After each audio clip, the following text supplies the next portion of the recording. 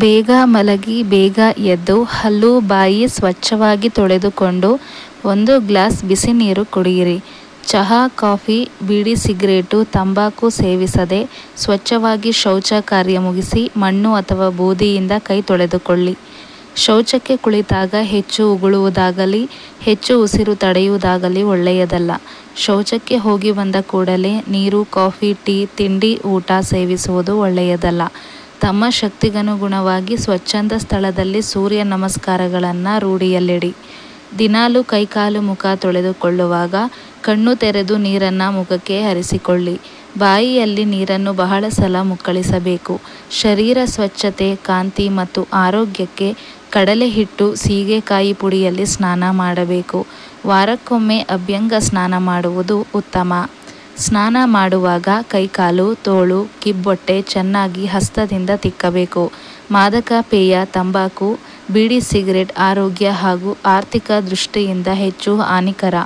ಸಾತ್ವಿಕ ಸಸ್ಯ ಆಹಾರವೇ ಸರ್ವಶ್ರೇಷ್ಠವಾದದ್ದು. ಆಹಾರದಂತೆ ವಿಚಾರಣೆ ಸಾಧ್ಯ. ಸೊಪ್ಪು, ಪಲ್ಯ, ಹಸಿ ತರಕಾರಿ, ನೆನೆಸಿದ ಬೇಳೆಕಾಳು, ಹಣ್ಣು, ಹಂಪಲು ಮುಂತಾದವುಗಳು ನಿಮ್ಮ ನಿತ್ಯ ಆಹಾರದಲ್ಲಿ ಉಪಯೋಗಿಸುವುದು ಹೆಚ್ಚು ಹಿತಕರವಾಗಿರುತ್ತದೆ.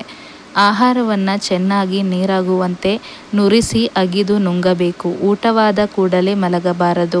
ಕನಿಷ್ಠ ಅರ್ಧ ಗಂಟೆ 1 ತಾಸಿನ ನಂತರ ನೀರು ಕುಡಿದು ಮಲಗಬೇಕು. ಬಲಭುಜ ಮೇಲೆ ಮಾಡಿ ಮುಖ ತೆರೆದುಕೊಂಡು ಮಲಗಬೇಕು. ಮೂಗಿನಿಂದಲೇ ಉಸಿರಾಡಬೇಕು. ಶವಾಸನ ಸ್ಥಿತಿಯಲ್ಲಿ ಇದ್ದುಕೊಂಡೇ ನಿದ್ದೆ ಹೋಗಬಹುದು. ಸೂರ್ಯ ನಮಸ್ಕಾರ ಮತ್ತು ಯೋಗಾಸನಗಳನ್ನು ಮನರಂಜನೆ ಮತ್ತು ಪ್ರದರ್ಶನಕ್ಕಾಗಿ ಶಕ್ತಿ ಮೀರಿ ಮಾಡಬೇಡಿ. ಪ್ರತಿದಿನವೂ ಸೂರ್ಯ ನಮಸ್ಕಾರ ಮಾಡದೆ ಆಹಾರ ಸೇವಿಸುವುದಿಲ್ಲ ಎಂಬ ಪ್ರತಿಜ್ಞೆ ಮಾಡಿ ಮನಸ್ಸನ್ನು ಹಿಡಿತದಲ್ಲಿಟ್ಟುಕೊಳ್ಳಿ. ಬಾಯಾರಿಕೆಯನ್ನು ಶುದ್ಧ ನೀರಿನಿಂದಲೇ ನಿವಾರಿಸಿಕೊಳ್ಳಬೇಕು. ಚಹಾ, ಕಾಫಿ, ಸೋಡಾ ಮುಂತಾದವುಗಳಿಂದ ನಿವಾರಿಸಿಕೊಳ್ಳಬಾರದು. ಮೇಲಿಂದ ಮೇಲೆ ಜುಲಾಬು, ಎನಿಮಾ ತೆಗೆದುಕೊಳ್ಳಬಾರದು. ಮಲಮೂತ್ರಗಳನ್ನು ಹೆಚ್ಚು ವೇಳೆ ತಡೆಯಬಾರದು. ಆದುದರಿಂದಲೇ ಮಲಬದ್ಧತೆ, ಮೂಲವ್ಯಾಧಿ, ಹೊಟ್ಟೆಯ ತೊಂದರೆ ಹೆಚ್ಚಾಗುವ ಸಂಭವ ಹೆಚ್ಚು. ರಾತ್ರಿ ಬೇಗ ಮಲಗಿ ಬೇಗ ಏಳಿ. ಹಗಲು ನಿದ್ದೆ ಒಳ್ಳೆಯದಲ್ಲ. ವಯಸ್ಸು ಏರುತ್ತಾ ಬಂದಂತೆ ಶರೀರದ ಥೈಮಸ್ ಗ್ರಂಥಿಗಳು ಶಿಥಿಲವಾಗತೊಡಗುತ್ತವೆ.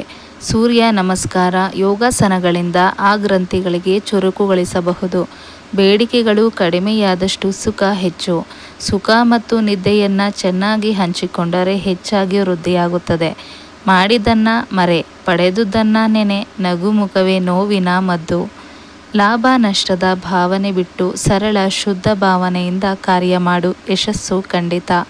ಒಳ್ಳೆಯ ಉಸಿರಾಟ, ಇಚ್ಛಾ ಪ್ರವೃತ್ತಿ, ವ್ಯಾಯಾಮ ಆರೋಗ್ಯಕ್ಕೆ ಬುನಾದಿ. ಆರೋಗ್ಯ ಮತ್ತು ಆಯುಷ್ಯವಿಲ್ಲದಿದ್ದರೆ ಆರ್ಥಿಕವಾಗಿ ಶ್ರೀಮಂತನಾಗಿದ್ದರೂ ವ್ಯರ್ಥ.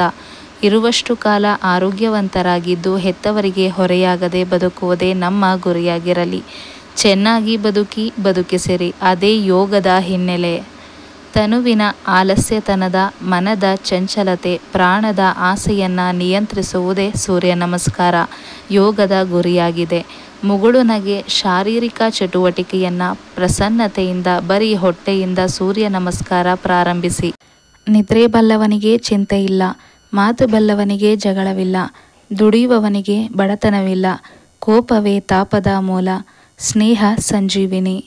ದೇಹ ಮನಸ್ಸುಗಳಿಗೆ ತಕ್ಕ ಒಳ್ಳೆಯ ಕೆಲಸ ಕೊಟ್ಟು ಆಯಾಸ ಪಡೆದರೆ ಮಾತ್ರವೇ ಒಳ್ಳೆಯ ನಿದ್ರೆ ಮತ್ತು ಹಸಿವು ಚೆನ್ನಾಗಿರುತ್ತದೆ. ಇಂದಿನ ಕೆಲ ಜನರಿಗೆ ಇದು ದುರ್ಲಭ. ನಿಮಗೆ ಈ ವಿಡಿಯೋ ಇಷ್ಟವಾದರೆ ಲೈಕ್ ಮಾಡಿ. ಲೈಕ್ ಮಾಡುವ ಮುಖಾಂತರ ನನಗೆ ಸಪೋರ್ಟ್ ಮಾಡಿದಂಗೆ ಇರುತ್ತೆ. ಫಸ್ಟ್ ಟೈಮ್ ನೋಡುವವರು ನನ್ನ ಚಾನಲ್ನ ಸಬ್ಸ್ಕ್ರೈಬ್ ಮಾಡ್ಕೊಳ್ಳಿ. ಹಾಗೆ ಬೆಲ್ ಬಟನ್ ಕ್ಲಿಕ್ ಮಾಡಿ. ಹೀಗೆ ಮಾಡೋದ್ರಿಂದ ನಾನು ಯಾವುದೇ ಹೊಸ ವಿಡಿಯೋ ಬಿಟ್ಟರೆ ಅದು ನಿಮಗೆ ಫಸ್ಟ್ ಬರುತ್ತೆ.